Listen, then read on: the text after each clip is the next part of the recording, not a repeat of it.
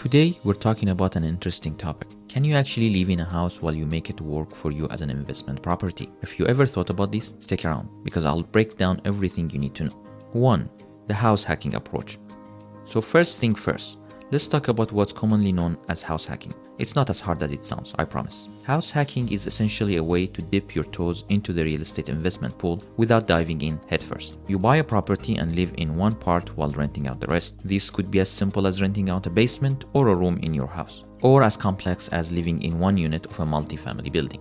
2. One size doesn't fit all.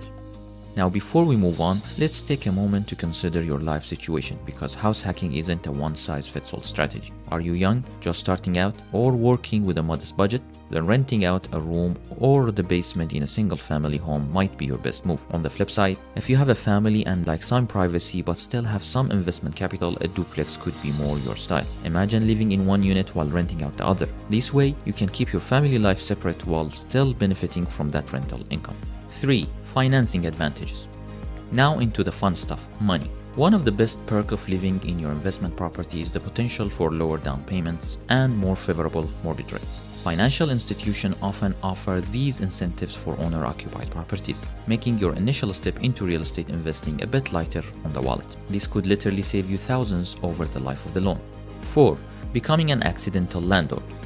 Alright, you've got the property, you've got an excellent mortgage rate, but guess what? You are now also a landlord. It's not just about collecting rent, it's about dealing with any repairs, answering late night calls, and sometimes playing mediator if you have more than one tenant. This is a fast track to gaining real estate skills that usually take years to develop. 5. The tax picture. Let's talk taxes. Now, I'm not an accountant, but there are potential significant tax benefits when you're living in your investment property. You could write off a chunk of your mortgage interest, property taxes, and maybe even some utilities. Always consult a tax professional, but these deductions can really add up and offset the cost of owning a home. 6. The exit strategy. Finally, what is the end game? Are you planning on living in this property forever? Or are you eyeing another perhaps larger investment down the road? Understanding your long-term goals will help you make the best decision today. Maybe this property becomes a lifelong source of income, or perhaps you sell it and use the proceeds for your next big investment move. If you like this video, I recommend you watch this video next. Thank you.